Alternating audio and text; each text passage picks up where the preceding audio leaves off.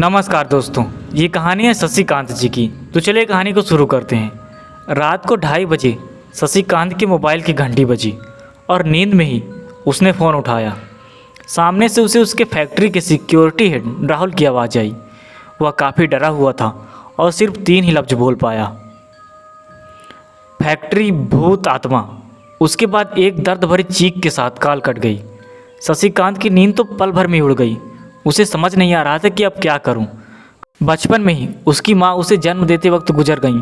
उसके बाद उसके पिता ने उसे पढ़ाई के लिए विदेश भेज दिया था और अब पिताजी की मृत्यु के बाद बस एक दिन पहले ही उसने विरासत में मिली फैक्ट्री की जिम्मेदारी संभाली थी।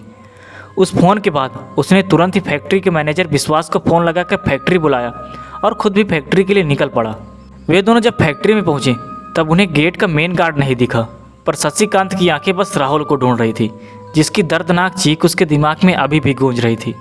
शशिकांत ने विश्वास को कहा कि तुम पुलिस को फ़ोन करो और फैक्ट्री के आगे वाले हिस्से को देखो, तब तक मैं गोदाम में चेक करता हूँ। जब शशिकांत गोदाम में पहुँचा तब उसने देखा कि वहाँ पर राहुल ज़मीन में शांत पड़ा था, लेकिन उसकी सांसें अभी भी चल रही थी, पर शरीर से कोई हलचल नहीं कर पा रहा था, मानो उसने कोई भयानक चीज़ देख ली हो।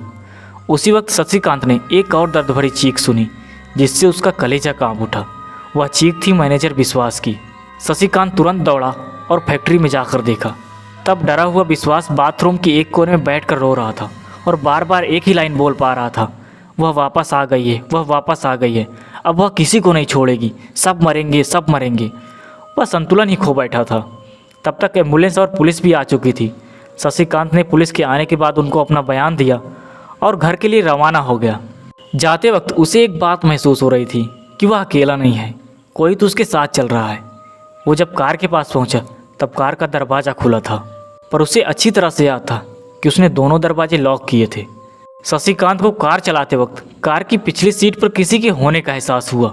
उसी वक्त उसे पुलिस निरीक्षक का कॉल आया कि विश्वास की एम्बुलेंस में ही रहस्यमयी तरीके से दम घुटने से मौत हो गई और राहुल ने भी होश में आने के बाद एम्बुलेंस में ही एक कांच के टुकड़े से खुद का गला काट लिया।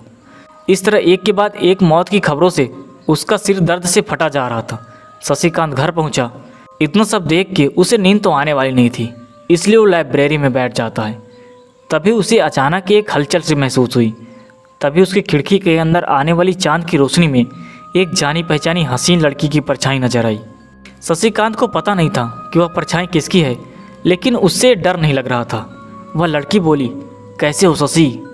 शशिकांत हड़कलाते हुए बोलता है, कौन हो तुम? मेरा पीछा क्यों कर रही हो? मैंने तुम्हारा क्या बिगाड़ा है? वह बोली, मैं वही हूँ जिसके साथ तुम्हारी बचपन की कुछ सुनहरी यादें हैं, जिसके साथ तुम स्कूल जाया करते थे, पूरा दिन बिताया करते थे। क्या तुम मुझे भूल गए हो? फिर शशिकांत की जुबान पर एक नाम आया, स्वाति।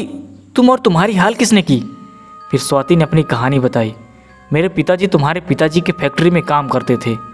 एक दिन वह देर रात को हिसाब किताब निपटा के घर के लिए निकल रहे थे, पर जाने से पहले आखिरी बार फैक्ट्री के चक्कर लगाने के लिए वो गोडाउन में पहुँचे तो वहाँ उन्हें कुछ नए बॉक्स दिखे जिन पर कंपनी का लेबल नहीं था। उन्होंने उसे खोल कर देखा तो उसमें अफीम और नशीले पदार्थ थे। किसी की आवाज़ सुनकर वो वहीं छुप गए तो वहाँ तुम्हारे पापा और कंपनी के डायरेक्टर आए। तब मेरे पिताजी को पता चला कि कंपनी में ड्रग्स का काला कारोबार होता है। उन्होंने पिताजी को उस रात पकड़कर मार के कंपनी के पिछले गोदाम में ही दफना दिया था। मरने से पहले मेरे पिताजी ने ये बात मुझे फ़ोन पर बता दी थी और जब मैं पुलिस को लेकर कंपनी पहुंची, लेकिन पुलिस भी उनके साथ मिली थी। उन्होंने मेरी इज्जत के साथ खेलकर मुझे भी उसी ज़मीन में दफना दिया जहां पर मेरे पापा को दफनाया था। और आज मैं और मेरे पिताजी ने सबको ख़त्म करके अपना बदला पूरा कर लिया है, पर मेरी आत्मा को मुक्ति नहीं मिल रही है, क्योंकि मेरे 6 साल का छोटा भाई विशाल का इस दुनिया में कोई नहीं है। वो एक अनाथालय में दिन काट रहा है। इसलिए मैं मदद के लिए तुम्हारे पास आई हूँ, क्योंकि मैं जानती हूँ कि तुम एक अच्छे इंसान हो। शशिकांत ने कहा कि मेरे पिताजी की गलती को मैं कभी सुधार नहीं सकता, पर मैं तुम्हारे लिए तुम्हारे छोटे भाई की जिम्मेदारी लेता हूँ और मैं वादा करता हूँ कि उसे पढ़ा लिखा कर एक अच्छा इंसान बनाऊँगा। उसके बाद स्वाति और उसके पिताजी की आत्मा को मुक्ति मिल गई।